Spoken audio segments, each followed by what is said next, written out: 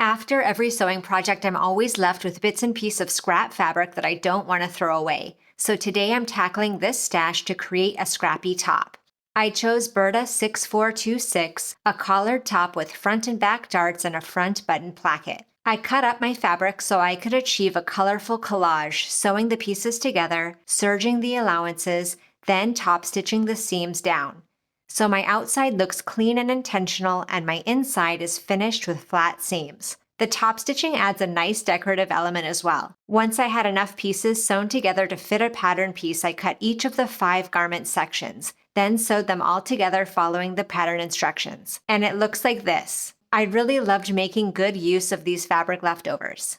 For this video, I'm using this red knit crepe material, so it's easier for you to see all of the construction steps as we go. Let's make a creative top together. Here we go. Here is the wrong side of my front bodice piece, and I'm going to apply interfacing along the center front for both front bodice pieces. I've cut a strip of interfacing to fit within the folded portion of the bodice as marked from the pattern piece, and I'll fuse that in place. Now I'll fold back this facing along the fold line, which is now the edge of the interfacing, folding it back to the wrong side.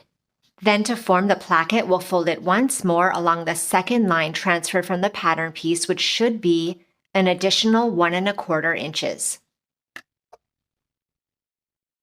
And press in place. And I've pinned that placket in place. Now we're going to edge stitch close to the inner folded edge from the top, stopping about 3 inches from the bottom of the garment.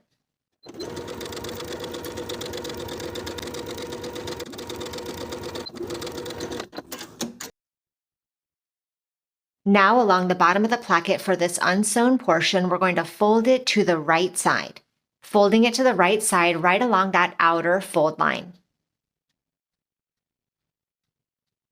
and pinning in place.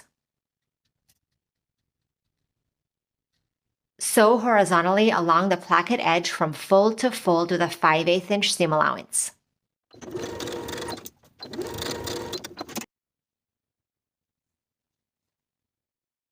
Trim diagonally along that outer corner, and I'll also trim my seam allowance for the placket material only, trimming it in half. Turn the bottom of the placket right side out.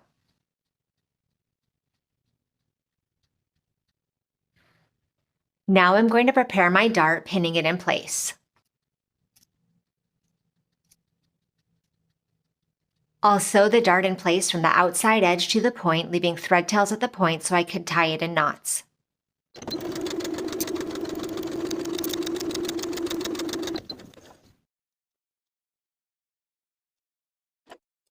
Then press your dart downward. For the side edge as well as the edge of the shoulder, I'm going to take it to my serger and finish the raw edges.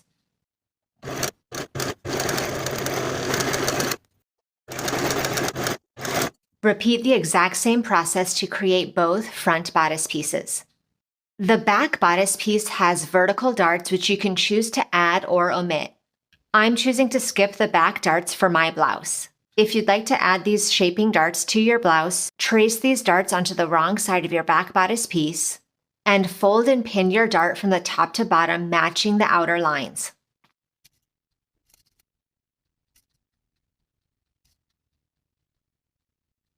Then, starting with a thread tail on one side, sew from the top to the bottom, leaving thread tails at the bottom as well. Tie your thread tails in knots.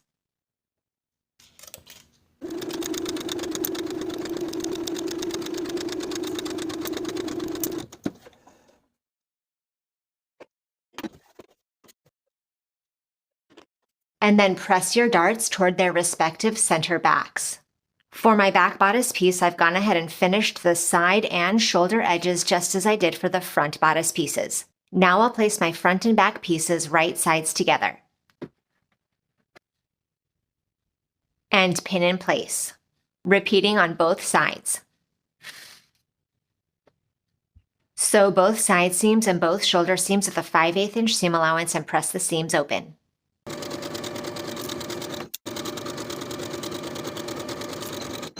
Here is the bottommost edge of the garment. I'm going to fold the raw edge to the wrong side by 5/8 of an inch all the way across. Now that I have that hem folded in place, I'll turn the raw edge underneath so that it meets the crease I made with the iron and pin in place.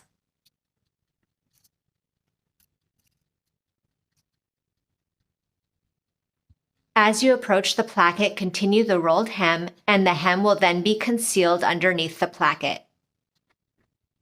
To sew the hem in place, we're going to edge stitch close to that upper inner fold all the way across, from one outer edge of the placket to the opposite outer edge of the placket. Once the bottom hem is finished, you can continue your placket stitches from where we ended them previously, starting from the end of those previous stitches all the way to the bottom of the garment.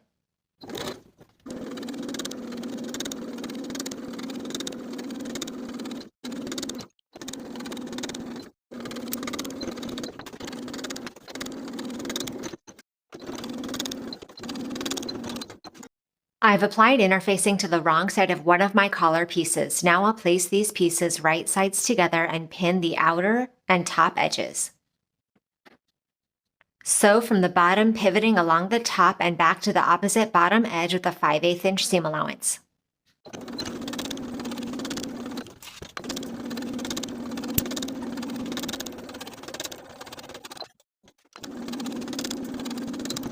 Trim the seam allowances, clip the top corners, turn this piece right side out and poke out those corners.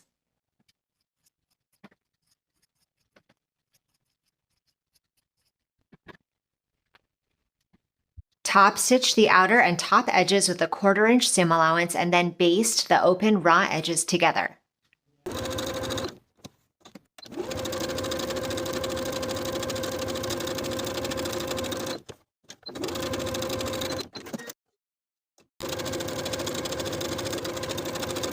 Apply interfacing to the wrong side of one of your collar stand pieces. For the interfaced piece only, press the bottom raw edge to the wrong side by 5/8 of an inch all the way across. Place the interfaced side of the collar piece right sides together with the interfaced collar stand, aligning the outer edges of the collar with the lines transferred to your collar stand pattern piece. Place your uninterfaced collar stand right sides together with the collar and pin in place through all layers along that curved edge. We're going to sew the outer curved edge of the collar stand with the collar sandwiched in between with a 5/8 inch seam allowance, noting that we are sewing over the folded edge of the interfaced collar stand piece.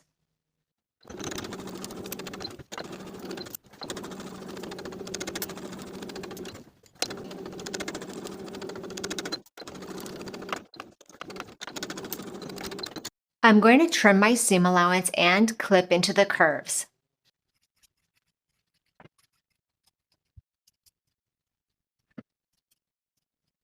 And then turn the collar stand pieces right side out. I'm going to place the raw uninterfaced layer of the collar stand right sides together with the neckline of the bodice, first aligning the center backs and pinning in place. Then I'll continue pinning along the neckline, aligning the finished edge of the collar stand with the finished edge of the placket. Then sew through this single layer of the collar stand straight across, sewing it to the neckline with a 5/8 inch seam allowance.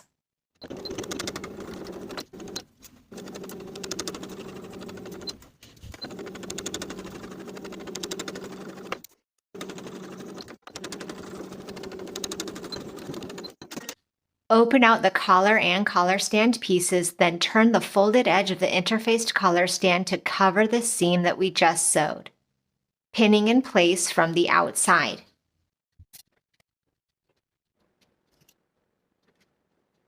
Then sewing from the outside, we're going to stitch in the ditch, catching this inner bottom fold as we go, placing the needle right inside of this seam so that it's not noticeable after we've sewn it.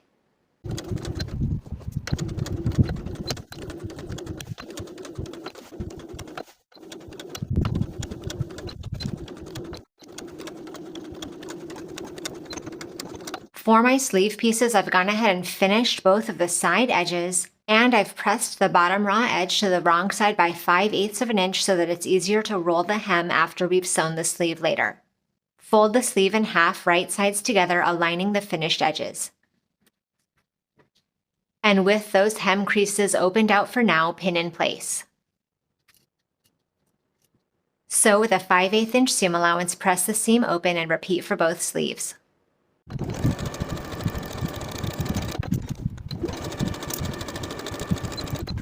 Now we can roll these hems in the same way as we did for the bottom of the bodice earlier. Folding the raw edge to the crease that we made with the iron, then folding that once more and pinning in place. Repeating all the way around for both sleeves. Edge stitch along the upper inner fold all the way around for both sleeves.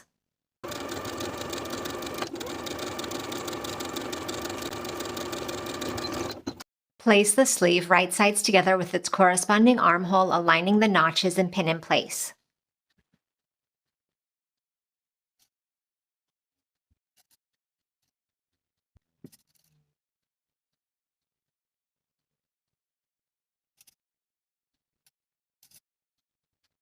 Repeat to insert and pin both sleeves. Sew both sleeves in place with a 5/8 inch seam allowance and finish the raw edges together.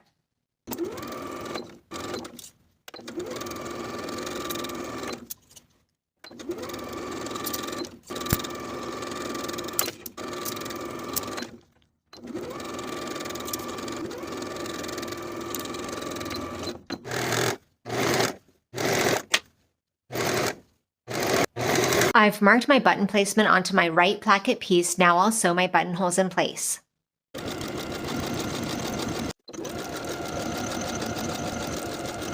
Mark the button placements across from the buttonholes on the opposite placket piece and sew the buttons in place.